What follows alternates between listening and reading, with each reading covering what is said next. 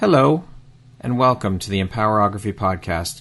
This is a platform created for women's voices to be heard and a place to share their stories, journeys, and successes with the world for the purpose of helping other women who might be on similar journeys.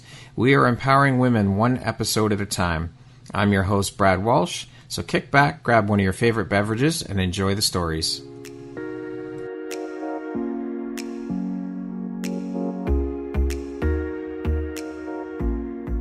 If you're looking for jewelry that makes an impact on your self-care routine and your style, Empowerography would love to offer you a discount code to one of our exclusive partners, Quartz and Canary Jewelry and Wellness Company.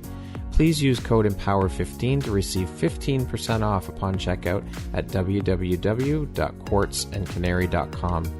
Quartz and Canary is truly the place where spirituality meets style. Hello there, Brad Walsh here, your host of the Empowerography Podcast. Today, my guest is Katelyn Parsons. She is a certified intuitive eating and body image coach and hosts the podcast, The Body Truth. How are you doing today, Katelyn?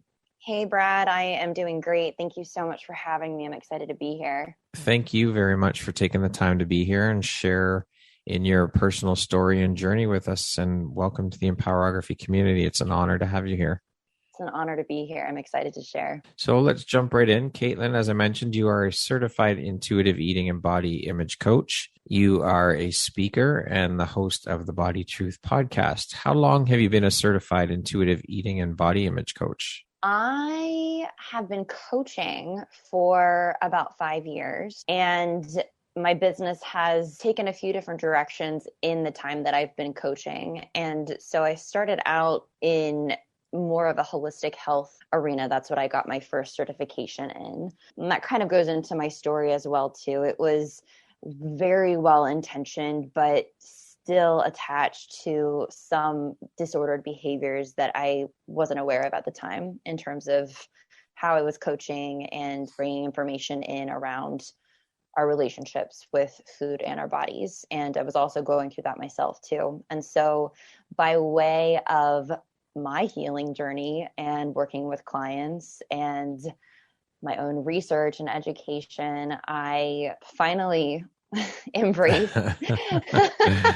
I say finally because it was a journey, but finally embraced the intuitive eating concepts and really dug in and did the work myself. And through that process, decided I really wanted to get certified. And so I went through that process with the creators, Evelyn Tribole and Elise Resch, and really just changed my entire business. And that was about 3 years ago. And then tacked on body image certifications and trainings and just kind of built from there around those two foundations. Okay. And what were you doing for work or as a career before you decided to jump into the coach realm and entrepreneurship? So I have a background in fashion. I got my degree in textile design, and I thought that's what I wanted to do for the rest of my life. I really saw myself in New York in a big office and hustling around with clothes or styling people or, dressing windows. I wasn't too sure. But after school, I landed my dream job, actually, which is still crazy, but I landed my dream job at Urban Outfitters. And it truly was. I remember being a kid and going into that store and thinking, oh my God, I have to work here one day. I have to work at the headquarters one day. And so to actually land a job there, and that wasn't even my plan through school, it was really wild. I did pursue fashion for the first few years of my career and really just burnt out, Brad. I really, that's a very high stress industry, and being in it on top of going through my own mental health struggles. I was still battling an eating disorder at that point. It was just a lot all at one time. And I hit a burnout point, and I wasn't working with any support at the time. And so I just took it upon myself to just leave altogether. So very much in that black and white mentality. Wow. And I had a great boss at the time. She gave me the time, the space to really look for other options, but I made a complete 180 in terms of career shift, and I went into recruiting for the next several years. And so I was recruiting for accounting and finance professionals, which is comical because I practically failed math through my entire education. So how ironic. I didn't have to do math in that profession. I just had to, coach people in finding jobs who were good at that. So it really helped me cut my teeth in terms of relationship building and marketing. And it gave me an opportunity to really just understand some skills that I was just naturally good at and gravitated towards and felt easier than some things like math. So I really realized in that career, I loved listening. I loved helping. I loved helping people pursue their dreams or go through somewhat of a transformation process in their career. And so that's something I was really able to develop. And that was really helpful when I started my own business and really started to pursue coaching, because it really transferred well and I was able to build on those skills too. So that was the most recent job before my coaching business in health was recruiting. Okay.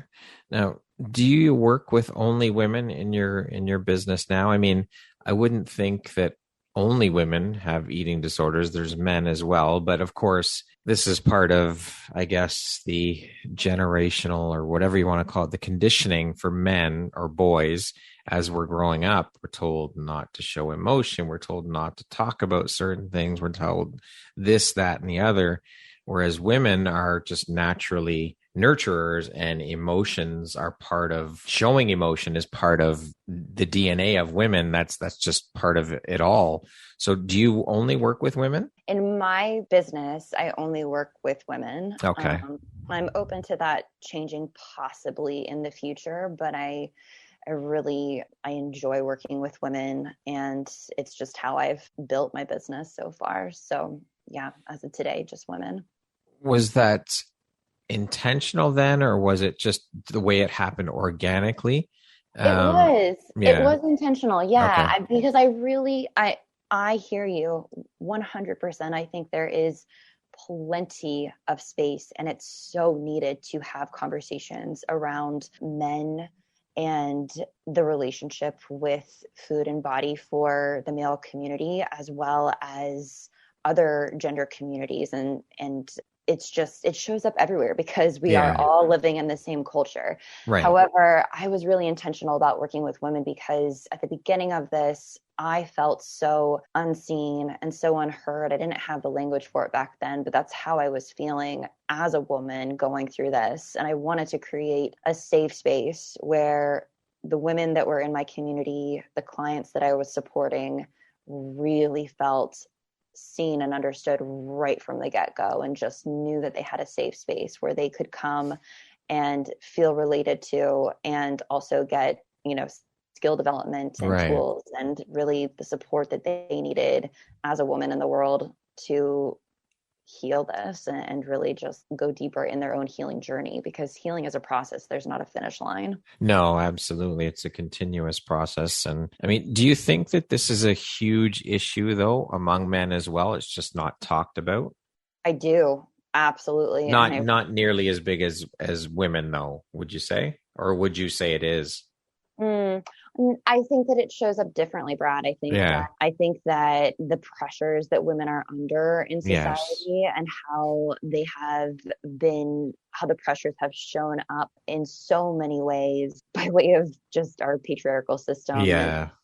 Capitalism and whatnot. There's just an added pressure to women for sure. in terms of body image. That being said, I don't think that men are immune from this at all. Right. I think that it shows up in a different way. And I certainly think that some of the added additions in our culture right now, such as social media and just media in general, and just the performance culture with gyms and the wellness diet, as Christy Harrison's coined it, that's really played a huge role in just the struggles that men face today. Yeah. Now, in your entrepreneurial journey as a coach dealing with these things, are there many men coaches helping other men with this? Or is your industry typically female dominated? It's absolutely female dominated. Okay. That does not mean that men aren't out there doing this work. Right. There's some great coaches out there doing this work. That being said, it's definitely female dominated. Okay. Now, this journey began for you into what you're currently doing with your own personal journey and struggles. Can you talk to us a bit about your personal struggles? Definitely. So I will just preface that it is a process and it is a journey. And so I always like to share my story from that lens of I'm not done because I'm not dead. And I really am thankfully, I really am committed to the long-term trajectory of healing and really, destigmatizing that for people and creating safer spaces to be able to have that type of conversation. But I really found myself in a pretty tumultuous relationship with my body at a young age. I suffered through some pretty severe allergies as a kid, which kind of put me in this restrictive place, very restrictive place around all dairy products, all milk products before things were readily available in that category. And so I was introduced in the world, because that was honestly when I was a baby, introduced into this fear-based perception of food and my body, because there were so many foods that I could not eat. And there was all of this fear wrapped into how those foods would impact my body. And also, being a child, I didn't really have the language or the intelligence to distinguish a lot of foods. So there was a lot of fear growing up. And I did grow out of that allergy. It left quite an impression, though, around my relationship with food and my body, and having that experience, and then my cultural experience of just being a young girl in our society going into middle school, being faced with comparison for the first time in a really life-altering way. It was the first time I went on a diet, and that kind of put me in this space of just in middle school. Yeah, and that's actually really common. Yeah, unfortunately, it is really common, and it makes a lot of sense too. You're 12 years old, your hormones are changing, your body is changing, your life is changing, because for most people, they're entering into a new demographic and social circle from elementary school to middle school. It's quite different, and it's a highly impressionable age. And so not only who you're surrounding yourself with socially, but what you're watching, that's impacting you in a completely different way than it ever has before. And honestly, Brad, it starts a lot younger than that for so many women. So, but for me, that was really the first memory that I have of it being highly impressionable, where I was actually taking action to control the way my body looked and what I was eating. And that restriction led to binge eating at the end of middle school. And this is really classic in terms of the restrict binge cycle. And I obviously didn't know it at that time, but I found myself on the opposite spectrum of being highly restrictive and just feeling out of control around food. And so I have so many memories of hiding food or going to people's homes and eating more kind of in secrecy and feeling just so ashamed and uncomfortable in my body and just out of control around food, like I had said. And unfortunately, that led to bulimia. And so I started purging, and that was kind of a completely different chapter in terms of my relationship with food and my body and my mental health, quite frankly. It was really confusing. It was really lonely. It was really shameful. I was really good at hiding it. And so I'm sure you can only imagine the emotions that were kind of brought on by that performance all the time, with appearing. Well, having to always be on.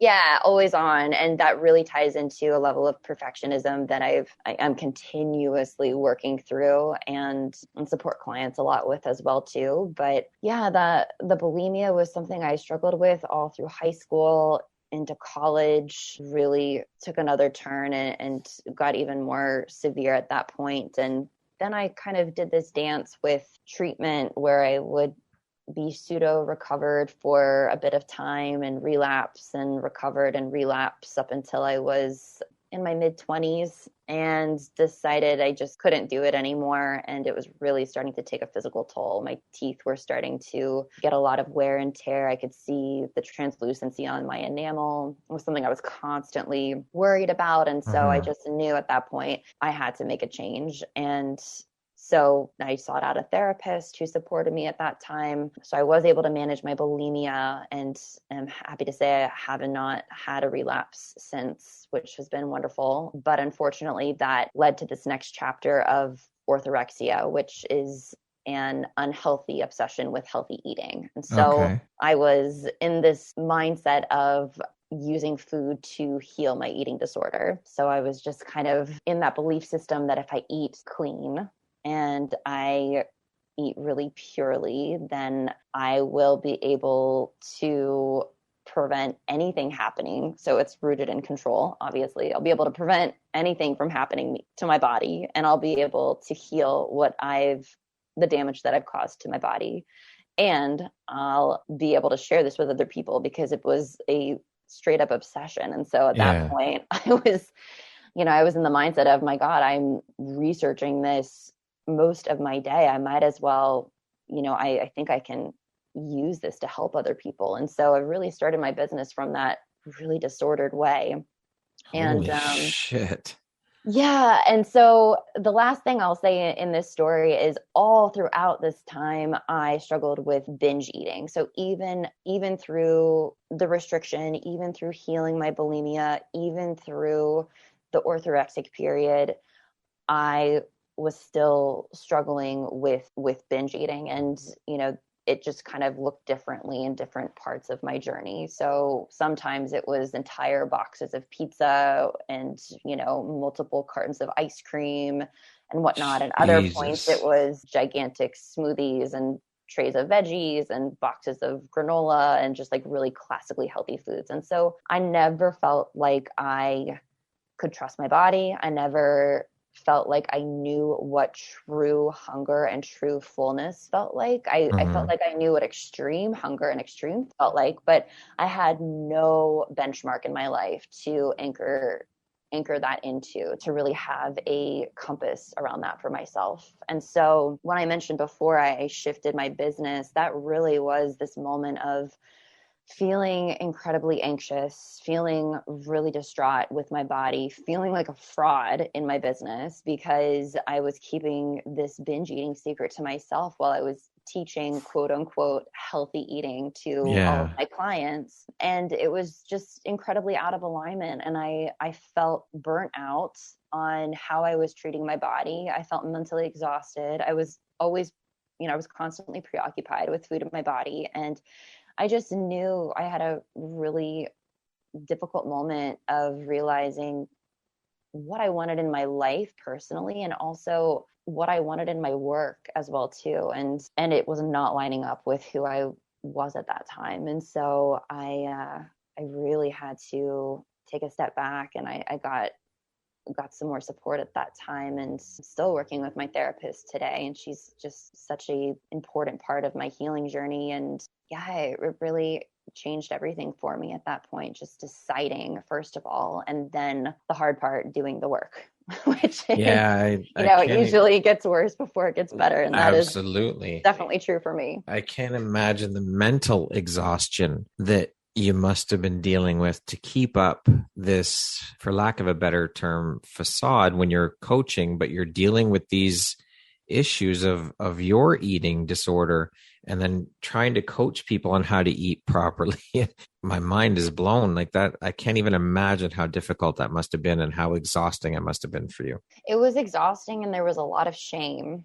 I felt like I was not worthy in a lot of ways. And I felt a lot of, just a lot of embarrassment, and I had a really high standard for myself. There was a lot of negative self-talk. My inner critic was really loud at that point in my life. And, even as I'm saying this out loud, I am grateful for every experience that I've had in my life, as dark as these days have been, some of these days have been, it brought me to where I am now. And I am so grateful that I've learned from them. I'm continuing to learn when they show up and build my toolkit and my skill set. And I'm also able to bring that into the work that I do with clients now, which is everything. Yeah.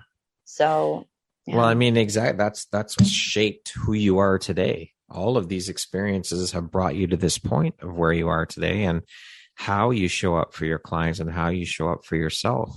Yeah. And showing up for yourself, that is such an important theme that I was not even aware of for so much of this story. Yeah. I didn't even really have a concept of what that looked like or what I wanted it to look like. I had no barometer for how to measure that in my life. If I was actually showing up for myself, I was in such a doing mindset all the time, checking boxes in the black and white mentality, the all or nothing. That's what I lived my life by. That's what felt safe for me. So it was really this practice of peeling back the layers, understanding the root of a lot of this, and being comfortable with sitting in discomfort. That's something that I can look back now and so obviously see through the work I've done. And this is really true for a lot of clients that I support. But so much of this struggle that we find ourselves in around food in our bodies is to avoid potential discomfort, whether that's how the world judges you or your family or your work or, whatever. It's really wrapped up in identity. And so it's so much easier to put our worth into our body because we can actually name it. Yeah. For so many of us. And so it's a lot of identity unraveling and rebuilding too. I find it interesting that you said that doing mentality. It reminds me of a friend of mine. She reminds me from time to time as like, we are human beings, not human doings. And you got to remember that, right? Yep. Yeah. I mean, I have a shirt that says 100% human being. It's one of my favorite shirts because I love it. Yeah. I mean, permission to be human, permission to feel, permission to feel all of the emotions, not just the good ones, the classically good ones, but to really understand feelings are feedback and to really get curious through the emotional process and to build the resiliency around understanding that you can do hard things in the process. Yeah. I was just speaking with a woman just before we got on our interview, and she was talking about failures. And she said someone told her that failures are feedback. And I thought that was very, very interesting spin on looking at the word failure and defining the word failure. I prefer to use the term life lessons or something to that effect as opposed to failure, but that's a very interesting way to look at it. I think that, so much of this is perspective and your mindset around things and how you make choices in navigating your mindset around certain things. Vocabulary is really important as well too. Yep. So I think that is a wonderful opportunity to reframe that. Yeah, for sure. Katelyn, how have these experiences helped shape the Katelyn you are today, do you think?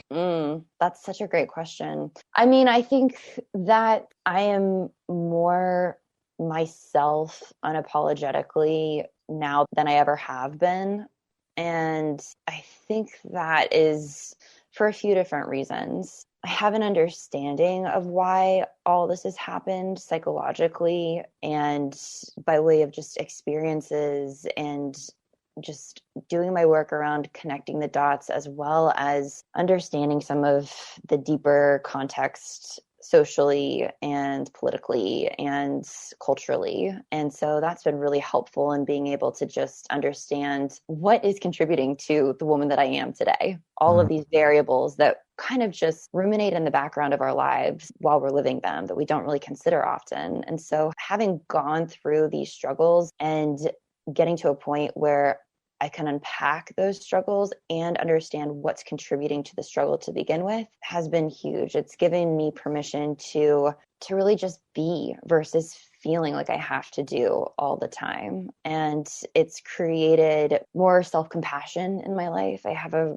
really dedicated self-compassion practice. It created more compassion for myself to offer the world, which has changed my relationships.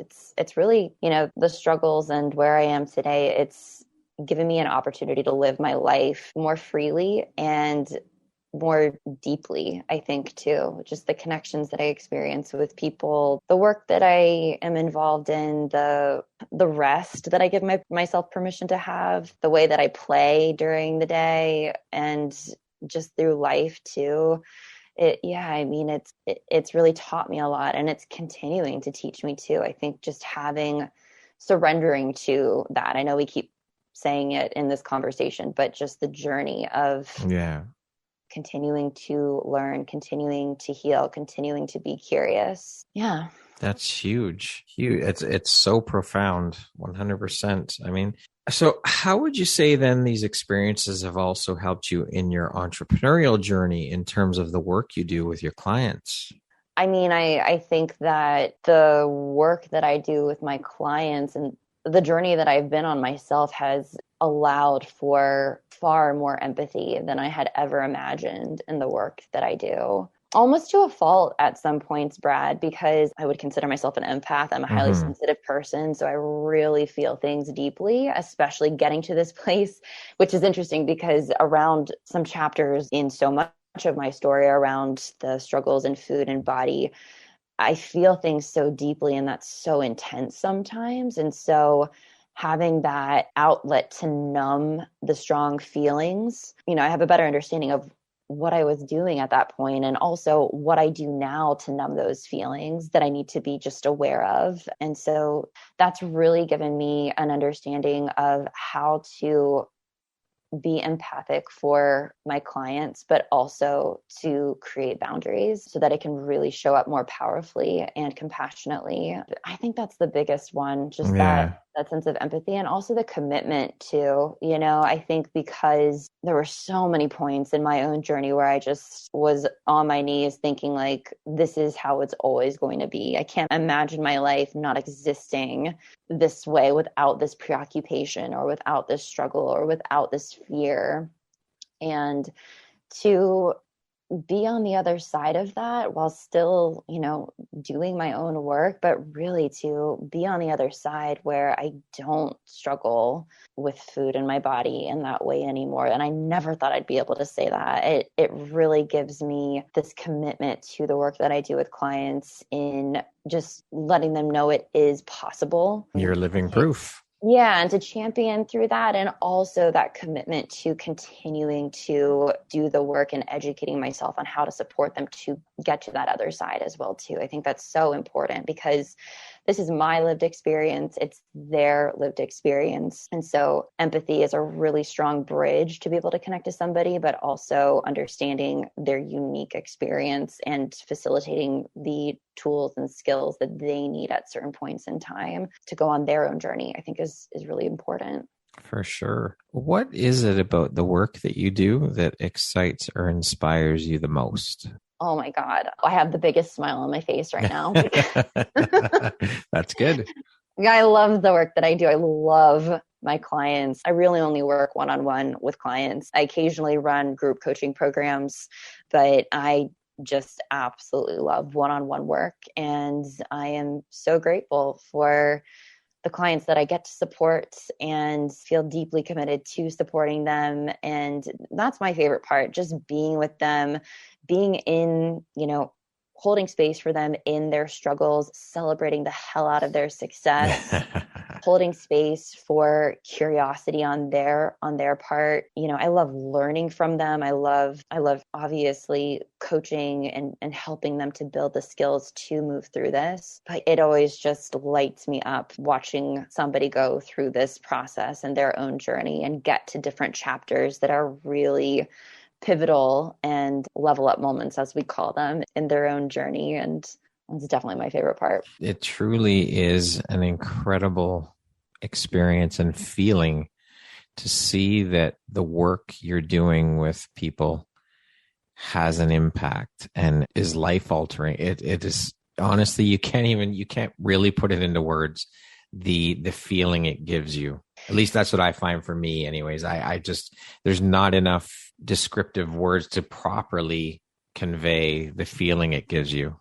Mm-hmm. Yeah, I hear you. I feel similarly because it's hard to express how I feel for myself going on that journey, and that level of transformation and being able to express watching somebody else go through it. One of the big milestones that I help a lot of clients get to is ending the binge eating cycle. And when we're starting this journey, if anybody gets that, it's me. Just the secrecy and the shame and the time and the preoccupation and just all of the emotions that come up around food in your body when you're struggling with binge eating, and what that steals from you in your life too. How many plans you cancel, how many moments you miss, how many opportunities you turn down. And so to get to see a client get to a place where they're not only just tapering off, because that's usually how it goes. It's not usually just like a cold turkey situation, but to really get to a place where we can sit down in a session and have them say, I haven't binge ate in, 2 weeks, 3 weeks, 3 months, however long we can celebrate it, and to just know that that's their new normal. And it's not about perfection, because of course, in the healing journey, especially in the beginning, first couple of years, there's absolutely plenty of opportunity for slight relapses here and there. But to have, the majority of your days binge free, that's huge. Yeah. And so watching somebody get to that place is just so great, because I know how it feels also too in my own experience. I think it's also important to note that those little wins, and not to minimize them, but those small steps are to celebrate those successes and just sit with it for a moment and revel in it and enjoy your success that you've taken that step and gotten to a week of not binging, or 2 weeks, whatever the case may be. I'm so glad that you said that, Brad. That is everything.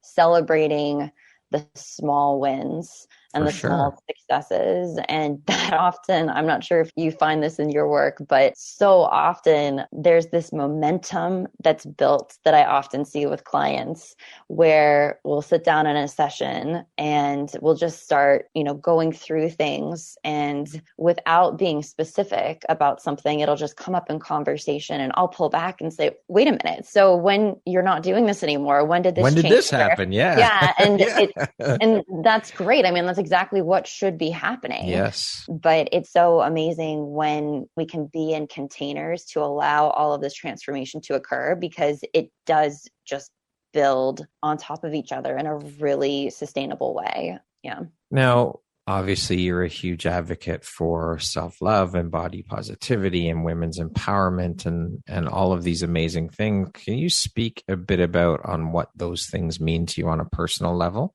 Yeah, definitely. So I appreciate you asking the question. I do just want to clarify the question, because I'm really passionate about this. And I think that it's something that our culture is in the process of shifting language around. But I'm really an advocate for body neutrality and body acceptance rather than using body acceptance. Yes.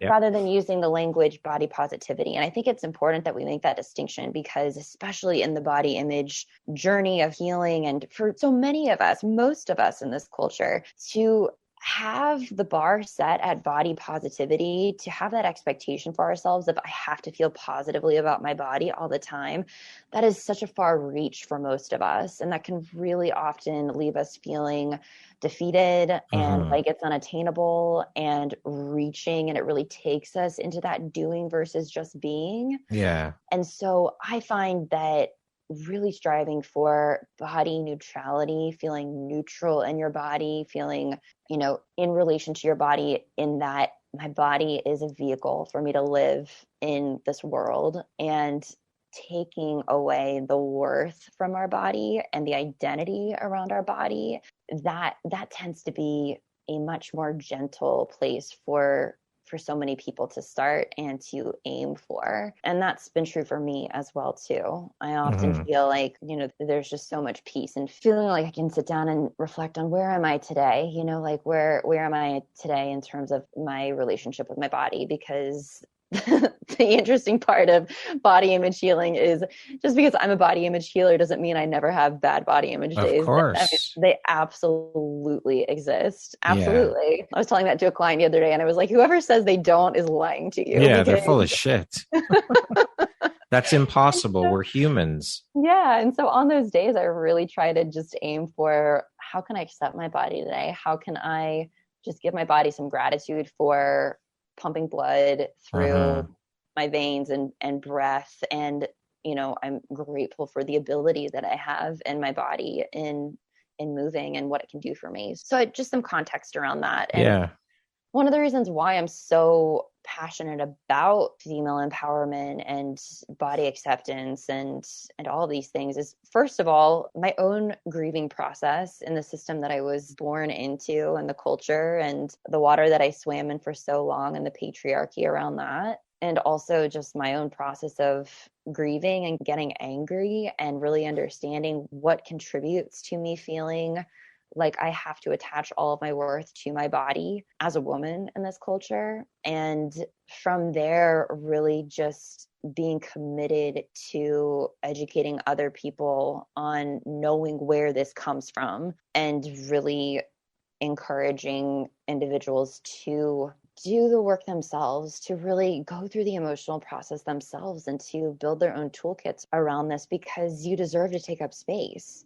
Everybody deserves to take up space, but particularly women in particular, we've been taught for years and years and years and years and years, don't be too loud, don't be too needy, don't be too dramatic, just stay small and quiet and don't be too much and, be a good girl and just stay in line and then you'll be fine, then you'll be safe, then you'll be accepted. And that's just not true at all. And the fact that we were taught this is maddening. It is. And so it really stems from there, just this personal commitment to challenge that wherever it shows up and to also educate around why this is a problem. I think it's interesting. Sometimes I'll hear other body image speakers talk about the process of healing body image. And so often, and these are incredible speakers, and perhaps there's just not enough time, but so often we leave out the imperative aspect of why this is even coming up in the first place. Yeah. And the history around just diet culture and the fact that this has been a narrative that's been handed down from generation to generation that we have to unpack, and the systems at play and kind of what's controlling this. And I think it's important to be able to name that for ourselves, because so often we think that we're the problem. For sure. And I've often feel that a lot of this healing can feel really powerful when we are able to take that pressure off ourselves and understand there is actually a system at play here that is creating this feeling that we're the problem. And so being able to distinguish that is super helpful and a huge mission of mine, and being able to share that with other people too. I love it. Now, in the media, self-love and women's empowerment and body acceptance, to me, they come across now in today's day and age as buzzwords or catchy or the cool words to use and hashtag. And I mean, of course, the media has played a huge part in this almost, I want to call it watering down of these statements and these words, where it's almost like they don't hold the same amount of impact or power that they once did. What do you think about that? What are your thoughts on that? Would you agree, or would you say, no, you're full of shit, Brad? You don't know what you're talking about? I think it depends. I think that those words had different emotional weight at different points in time, depending on what was going on culturally, politically, socially. And, I really feel like we're in a moment where it's being rebirthed in a lot of ways. Unfortunately, I think that comes with a lot of challenges and a lot of things that we need to challenge. Okay.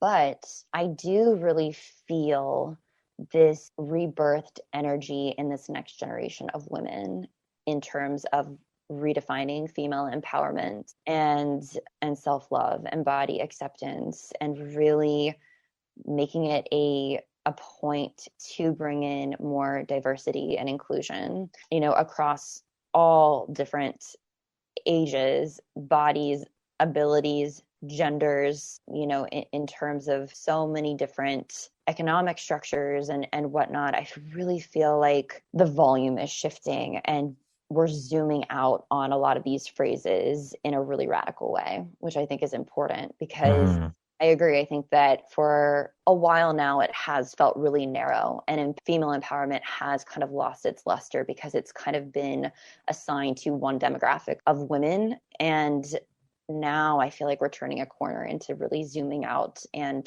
creating space for, deeper conversations, confronting issues that we just haven't in this movement before. So I'm excited to see what's to come and where we're at right now. There's definitely a huge shift happening. Huge. It's almost like we're in a pressure cooker, and it's going to explode soon.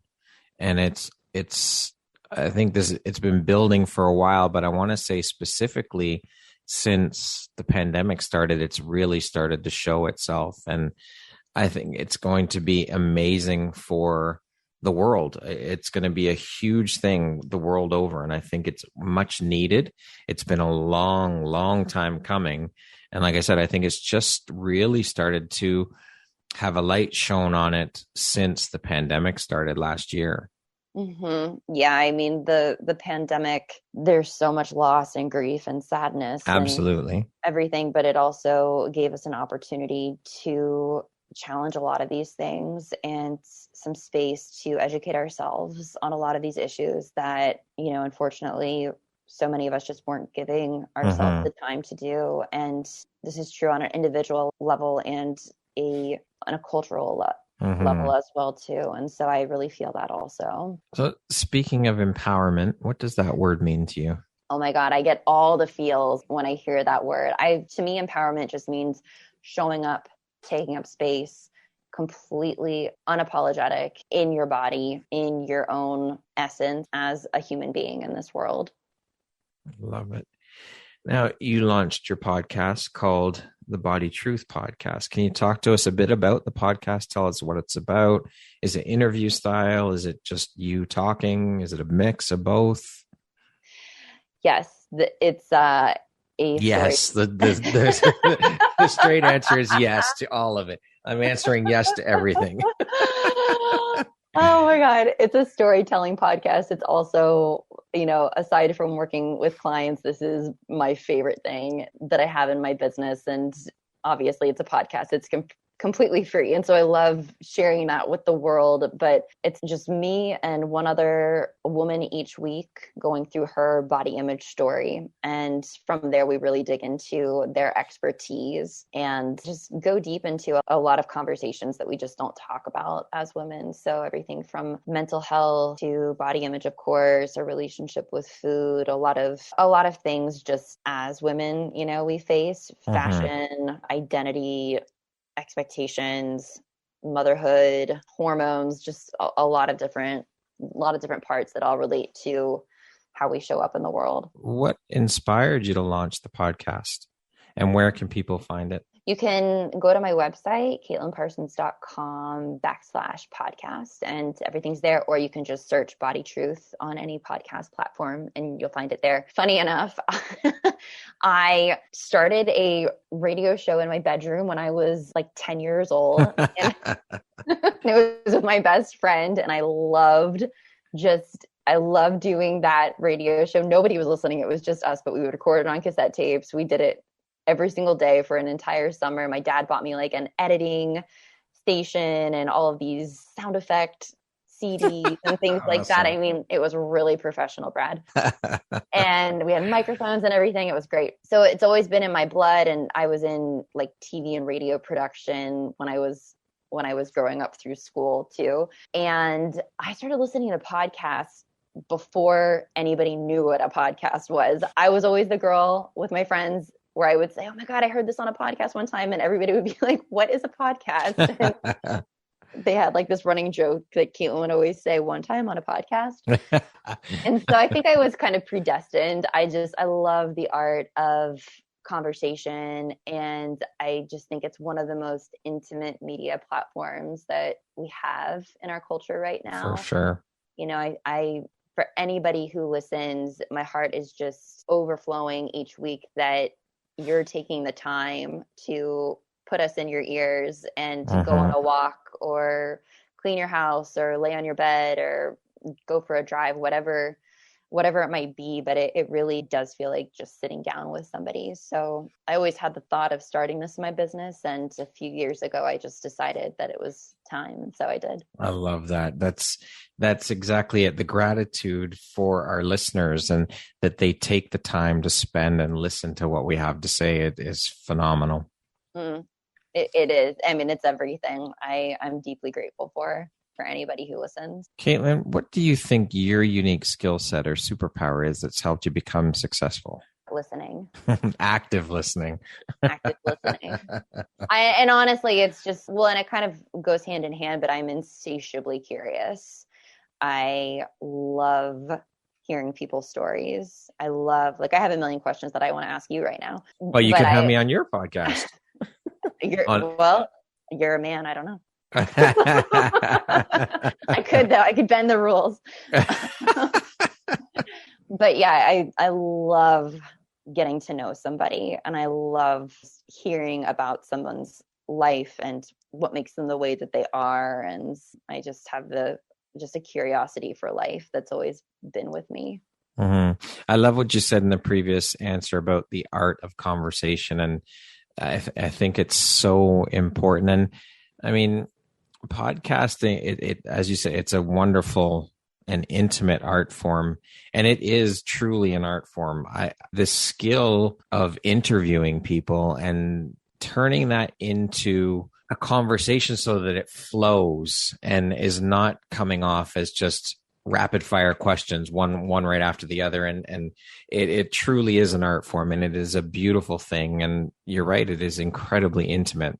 Yeah, I feel like that too. It definitely is an art, and you're a fabulous interviewer. I will just say, I really thank you. I appreciate that. So seen and heard in our conversation, and like the space was held really well, and the tempo is. We're not done yet. We got a ways to go yet. Katelyn, speaking of success, how do you define the word success? What does that word mean to you?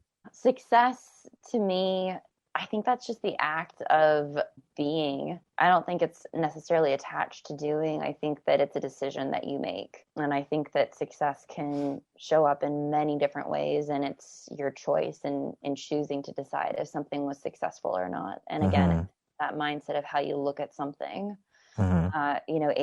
Someone's failure, for one person, that could be considered a failure, just like we were talking about failures being feedback. Yeah. And for another with a different mindset, it could be considered success because of choosing to look at the failure as a learning opportunity. And so finding success in that failure. So, yeah. That's right. That does. I mean, mindset is huge. And exactly that, how you take or how you look at, again, for lack of a better term, failure. You can choose to look at it as a life or learning lesson, or you can take it as failure. Oh, fuck, I failed, and that's it. It's mindset plays such a huge part in all of our lives, and in such a big way. And it takes a lot to shift your mindset. It takes a lot of work. It takes a lot of and again, this all, of course, everything comes back to self. The foundation of everything is self, and mindset is no stranger to that. It takes a lot of internal work to shift that mindset. It does. Yeah. And I feel like success also is so shaky when we're caught up in comparison too. Oh God, yes. I've been down that road. That whole comparison mindset is just that could be the death of you. It's horrible. It's a horrible road to go down, and a horrible dark hole to go down. But I mean, I went through that personally when I first made the jump into entrepreneurship, and it took me about a year and a half, almost 2 years, to get myself out of it. But once I did, my whole world shifted and opened up, and things changed so dramatically. And it's just proof to show you that, mindset, how key mindset is to life and to living. Yeah, definitely. Like, comparison is the thief of joy. I truly feel, I love that quote, and I really feel like that has, maybe been overused, but there's so much truth. Whenever you're feeling like you're lacking joy in your life, that is such a great opportunity to check in and acknowledge, where am I comparing myself? Who am I For comparing sure. myself to? Katelyn, what would you say is one of the most important things you've learned in your life? And what was your life like before learning it? And what was your life like after learning it? Probably the art of just being and not doing all the time, and the permission that I needed to receive for myself, to give myself the opportunity to live my life like that.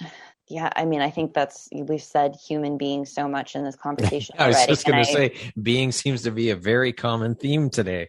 Yeah, it really is, because I think learning that I was living my life in that doing mentality without even realizing it, and what I was sacrificing, and why, like what felt safe being in that doing mentality, and learning how to let that go and truly just adopt a mentality of being, and the skills that I've adopted to facilitate the safety and just being too. Amazing. Can you share a situation that's occurred in your life that you feel provides insight to your character, who Katelyn is? Yes. And I There's apologize. that yes to all of it. No, I apologize. I keep saying before I jump in with my answers, and they're just such thought-provoking questions, Brad. Good. I'm glad. That's great. No, I really do appreciate them. Can you repeat this question one more Sure. time? Yeah, of course. Can you share a situation that's occurred in your life that you feel provides insight as to your character, who Katelyn is? The first thing that comes to mind is dress ups. Okay. So I have a million pictures in photo albums at my family's house of me in different costumes and outfits growing up. Like every single Academy Awards show, I would dress up and grab a ruler or something and go around my house and interview people. I was basically born into a dress-up box. I absolutely loved pretending I was, someone else. I grew up in theater too, but just playing like that. I feel like that is a moment in my life where I was always fully expressed. Like I never felt like I had to apologize for just playing in a dress-up box. And I think that today, like whenever I'm doing inner child work, that's something that I really connect deeply to right now. Just that time period of dressing up and playing and fun. And that's how I try to live my life these days, just doing what I feel is the best for me right now versus what I think I should be doing. I find that in our adult lives, it's like we completely forget about that inner child and what it's like to be a kid and to have fun like we did when we were children. It all goes out the window because we're told that adults, you've got all, and of course we do as adults, we have a hell of a lot more responsibility, but that doesn't mean that should detract or take away from remembering what it was like to be a kid and having fun like you were a kid from time to time. Life is too short. We got to have fun while we're here and enjoy this life. We only get one go around. So why not make the best of it? Have the most fucking fun you can. Mm-hmm. Yeah, I couldn't agree more. I really try to live my life from that question of, is it fun? And especially when you lean into your natural skills and abilities, and, there's that old quote, do what you love and you'll never work a day in your life. I think there's so much truth in that. That doesn't mean that you don't have to do things that are hard and really, go through busier periods sometimes in your life, whether that's personal or in your career. But I really do think that identifying your values, identifying your natural born skills and abilities and building from there creates this opportunity for you to have a really fun, enjoyable, free life. But I also, I agree with you 100%. But I find that so many people take a back seat to fear and they don't explore what lights them up and what excites them. And they don't take the time to explore that and find out what it is that makes them happy. And they get caught up in the day-to-day of the 9 to 5 bullshit. And, I've got bills to pay. Yes, of course, we all have bills to pay. But again, it goes back to the fact that you only get one chance at this life. So why would you spend... And it's hard. I mean, I dealt with this as well before I made the jump to entrepreneurship. It's a tough thing to do, but just fucking do it, man. Throw caution to the wind. Yes, the bill, you know what? The bills are still going to be there, whether you're fucking working full time or you're an entrepreneur. Yeah, You know, totally.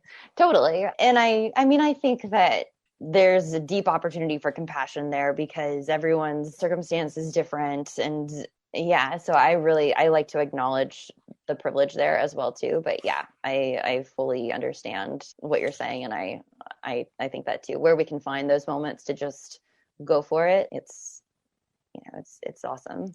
for sure. Katelyn, what's your personal motto?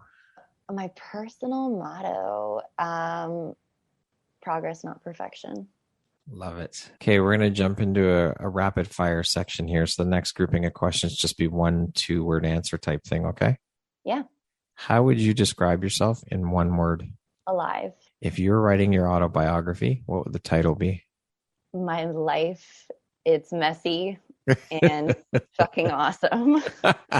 What would your family and friends list as a couple of your best characteristics? Listener, kind, and compassionate. If you could teach the world one thing, what would it be? Empathy. What's one thing you want but cannot buy with money? Time. If you could change one thing about the world, what would you change? Empathy. More empathy. What's the first thing you think when I say the word future? Ooh, women. Awesome. That's a very cool answer. Entrepreneur life is? Learning.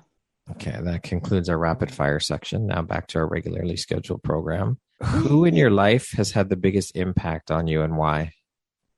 Probably my sister.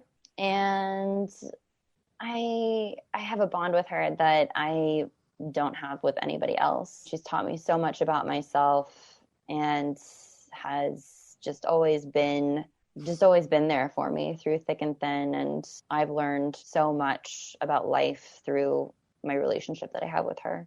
What does the best version of you look like when you close your eyes and imagine it? The best version is feeling content, feeling just at peace on an adventure. Whether that is at home or at life or, you know, resting as well too. My immediate answer is, the best version is surrounding myself with all the people that I love. I feel totally peaceful and blissed out.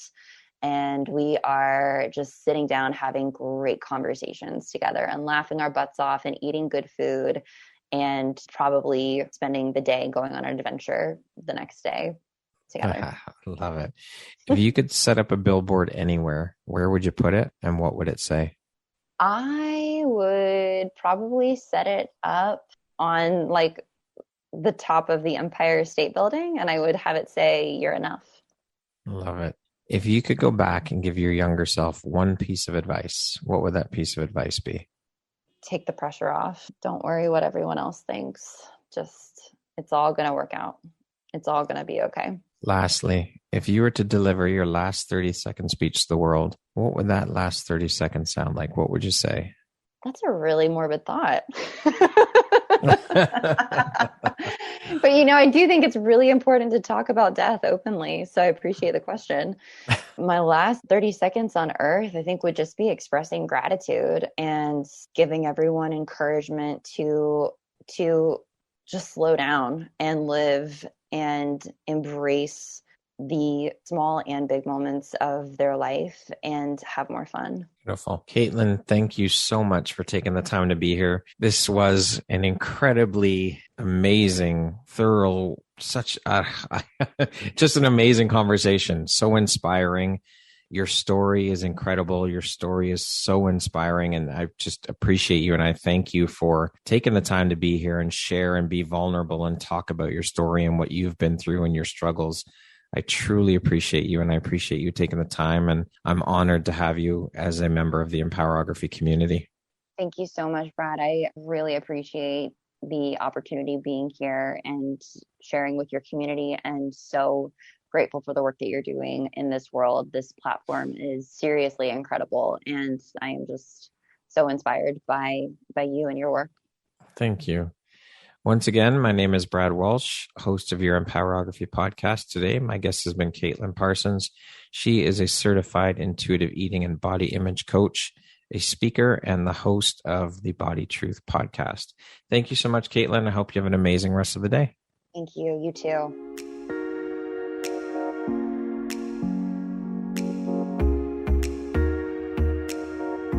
Thank you very much for listening to this podcast. If you haven't yet, please be sure to subscribe, rate, review, and share with all your friends. You can find me at visuphoria.ca and follow me on Instagram at Empowerography Podcast and on Facebook at Empowerography. Please join me next time for another inspirational story from yet another amazing woman.